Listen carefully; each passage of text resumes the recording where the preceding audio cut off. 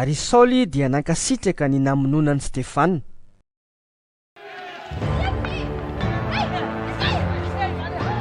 Tamin'izany andro izany dia nisy fanenjehana mafy tamin'ny fiangonana tany Jerosalema, ka niely teny amin'ny tany Jodia sy Samaria izy rehetra, afa-tsy ny apôstôly ihany. Olona mpivavaka tsara no nandevona ny Stefana, sady nisy saona azy fatratra.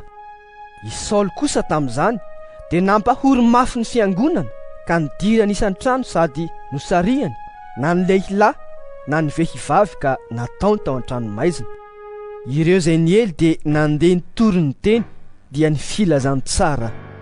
Nidina tany an-tanàna ny Samaria i Filipo, ka nitory any Kristy tamin'ny olona tao.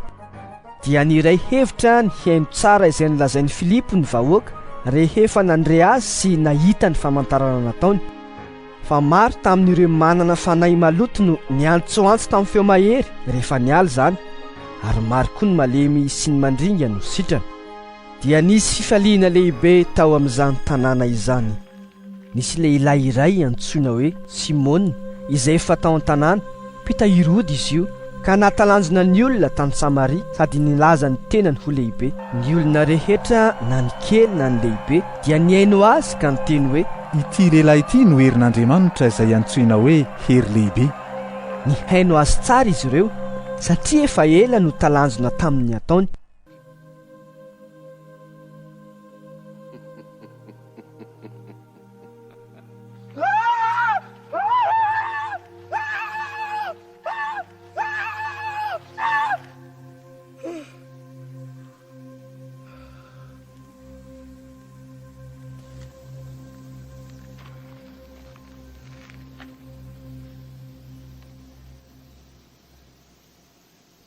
Nefa rehefa nino an'i Filipo izay nitory ny teny somafaly ny amin'ny fanjakan'Andriamanitra sy ny anaran'i Jesosy Kristy ireo, dia natao batisa avokoa na lahy na vavy. Mba nino koa i Simona, ka rehefa natao batisa izy dia nanaraka ny Filipo, ary talanjona izy raha nahita ny famantarana sy ny asa lehibe izay natao. Noho ren'ny apôstôly tany Jerosalema, fa efa nandray ny ten'Andriamanitra i Samaria dia naniraka ny Petera sy Jaona izy ireo hankany aminy. Noho nitafidina tany izy roalahy dia nivavaka ho an'ny olona mba handraisany ny fanahy masina, satria tsy mbola nisy nilatsahany izy ireo na dia iray akory aza, fa natao batisa tamin'ny anaran'i Jesosy Tompo ihany. Dia nametra tanana taminy izy roalahy ary nandray ny fanahy masina ireo. No nihitan'ny Simona fa ny fametrahan'ny apôstôly tanana no nanomezana ny fanahy masina, dia nitondra vola homena azy izy sady niteny hoe, omeo izany fahefana izany koa aho, mba handray ny fanahy masina izay olona hametrahako tanana. Fa hoy Petera taminy, aoka ho very miaraka amin'ny tenanao ny volanao, satria no averinao fa azo fidim-bola ny fanomezan'Andriamanitra. Tsy manana anjara na raharaha amin'izany zavatra izany ianao satria tsy mahitsy fo eo anatrehan'Andriamanitra. Koa mibeba amin'izao haratsianao izao ka mangatà amin'ny Tompo, andrao mba havelany izay no heveriny fonao. Fahitako fa mbola mitoetra amin'ny fangidiana fero sy ny famatoran'ny heloka ihany ianao. Dia hoy Simona, mangataha amin'ny Tompo ho ahy, mba tsy hisy ho tonga amiko izay nolazainareo. Rehefa nanambara sy nitory ny tenin'ny Tompo i Petera sy Jaona, dia niverana ankany Jerosalema ka nitory ny filazany tsara teny amin'ny vohitra maro izay any Samaritana.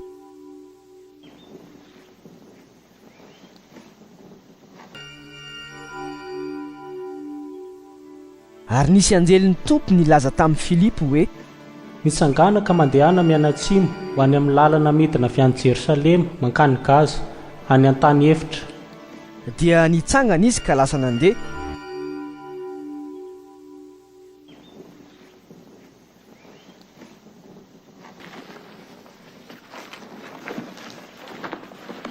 Ary indro misy lehilahy Etiopiana tandapany Kandasa, mpanjaka vaviny Etiopiana, izay mpitahiry ny harenany rehetra tonga tany Jerosalema mba hivavaka. Rehefa nody izy dia nipetraka tao anatin'ny kalesiny ary namaky teny tao amin'ny Isaia mpaminany. Hoy ny fanahy tamin'ny Filipo, mandehana manatona io kalesy io. Dia nihazakazaka nakeo aminy Filipo ary nandre azy mamaky teny tao amin'ny mpaminany Isaia. ka hoy izy taminy: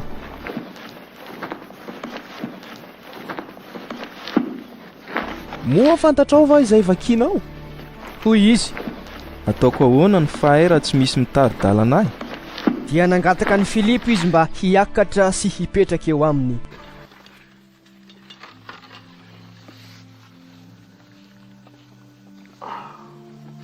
Ary izao no tenin'ny soratra masina no vakiana: noentina ho vonoina tahaka ny ondry izy ary tsy ny loabava, tahaka ny zanak'ondry mona eo anolohan'ny mpanety azy.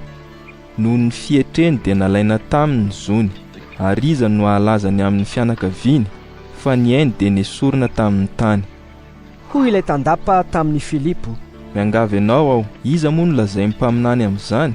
Ny tenany va sa olo-kafa? Ary nilobava i Filipo ka nanomboka tamin'izany soratra masina izany dia nitory an Jesosy taminy. Noho nandeha teny an-dalana izy ireo dia tonga teo amin'izay nisy rano ka hoy ilay tandapa: indro misy rano, koa inona moa no misaka anay tsy atao batisa? Hoy Filipo: raha mino amin'ny fonao manontolo ianao dia azo atao ihany. Ary namaly izy hoe: mino aho fa Jesosy Kristy no zanak'Andriamanitra. Dia nasainy najanona ny kalesy ary nidina ho eo amin'ny rano izy roa lahy, izany hoe i Filipo sy ilay tandapa, dia nataony batisa izy. Rehefa niakatra avy teo amin'ny rano izy roa lahy dia noentiny fanahy tompo i Filipo ka tsy hita ilay tandapa intsony. Dia nanondiany izy sady faly. Tany Azota kosa avy eo no nahitanany Filipo ary nitory ny filazany tsara tany amin'ny tanàna rehetra izay nalehany izy ambara-pahatonga ny tany Kasaria.